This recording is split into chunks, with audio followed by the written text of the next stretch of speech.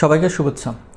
পরীক্ষার হল এমন একটি জায়গা যেখানে আমাদের ভাগ্য পরিবর্তন হয়। পরীক্ষার হলে কিছু বিষয়ে অত্যন্ত সতর্কতা অবলম্বন করা জরুরি, অন্যথায় ছোটোখাটো কিছু ভুলের কারণেও আপনার জীবনে নেমে আসতে পারে চরম দুর্দশা।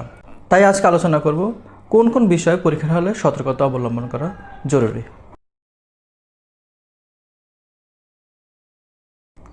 পরীক্ষার হলে খাতা পাবার সাথে সাথে আপনাকে যে কাজটা করতে হবে সেটা হচ্ছে পুরো খাতাটা আগে একবার চেক করে নেওয়া যে খাতার ভেতরে কোনো ডিফল্ট আছে কি না।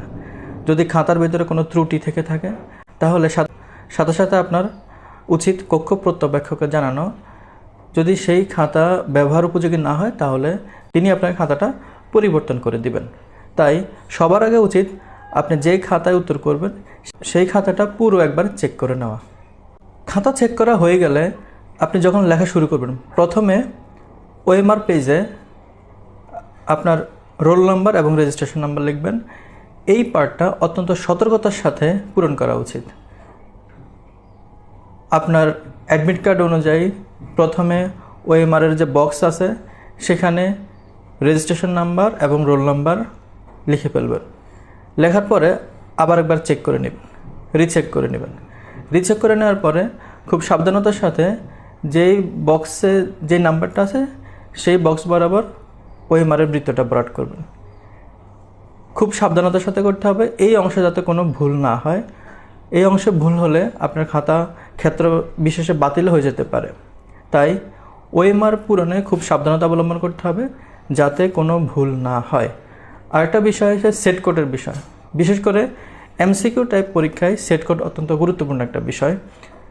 এমসিকিউ পরীক্ষার সেট কোড যদি ভুল হয়ে যায় তাহলে কিন্তু আপনার আর পাস করার কোনো সম্ভাবনাই থাকবে না। তাই কোনোভাবেই যাতে এমসিকিউ পরীক্ষার সেট কোড ভুল না হয় সে বিষয়ে সতর্কতা অবলম্বন করতে হবে। প্রশ্ন পাওয়ার সাথে সাথে আপনি দেখবেন যে আপনার প্রশ্নপত্রে কোন সেট লেখা আছে সেই সেটটা ওএমআরের সেট কোডের বক্সে আগে লিখবেন। বক্সে লেখার পরে সেটি বৃত্ত ভরাট করবেন। বিশেষ প্রার্থীদের ক্ষেত্রে প্রিলিমিনারি পরীক্ষায় সাধারণত ওএমআরের set code box fill up করা থাকে। সেক্ষেত্রে বিশেষ প্রার্থীদের উচিত ওএমআরের সেট কোড বক্সে যেই সেট ফিল আপ করা আছে সেই সেটের প্রশ্নটি সঠিকভাবে নেওয়া। প্রশ্ন পাওয়ার সাথে সাথে যাচাই করে নেওয়া যে তার ওএমআরের সেট কোড আর প্রশ্নপত্রের সেট কোড মিল আছে কিনা। একই সেটের প্রশ্ন পাওয়ার পরে উত্তর করা শুরু করতে হবে। তবে অনেক ক্ষেত্রে এই অংশের ছোটোখাটো ভুলের কারণেও পরীক্ষার্থীরা অনেক ঘাবড়ে যায়। কোনোভাবে ঘাবড়ে যাওয়া উচিত না পরীক্ষা হলে। যদি আপনি ছোটোখাটো ভুল করেও ফেলেন তাহলে সেটি আপনি প্রত্যক্ষকে জানাবেন।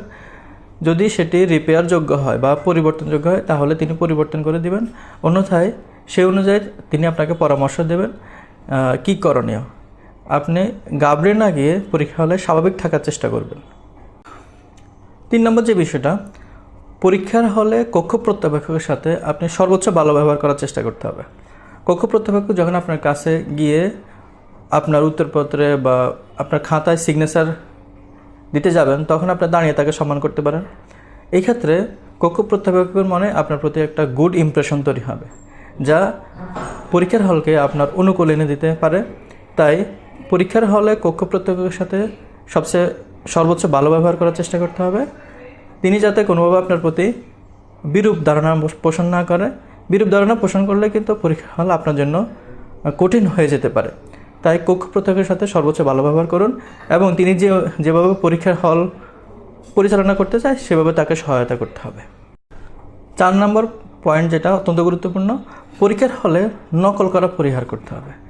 কোনোভাবে আপনার নকল করার চেষ্টা করবেন না। নকল করলে আপনাকে পরীক্ষা পর্যবেক্ষক এক্সপেল করে দিতে পারে। এক্সপেল করে দিলে কিন্তু আপনার পরীক্ষা শেষ।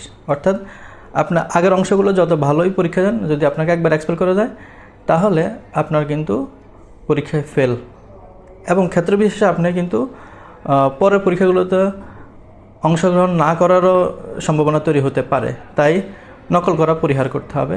যদি আপনার কোনো প্রশ্ন কমন না আসে তাহলে আপনার উচিত ধারণা থেকে হলো সেই প্রশ্নের উত্তর করা। তবুও আপনার নকল করা উচিত নয়। নকল কিন্তু একটি বেআইনি কাজ। তাই সকলের উচিত নকল পরিহার করা। 5 নম্বর হচ্ছে পরীক্ষার হলে সুষ্ঠু পরিবেশ বজায় রাখা। অনেকে দেখা যায় পাশের ব্যক্তির সাথে উচ্চস্বরে কথা বলার চেষ্টা করে, খুব বেশি নয়েজ করার চেষ্টা করে।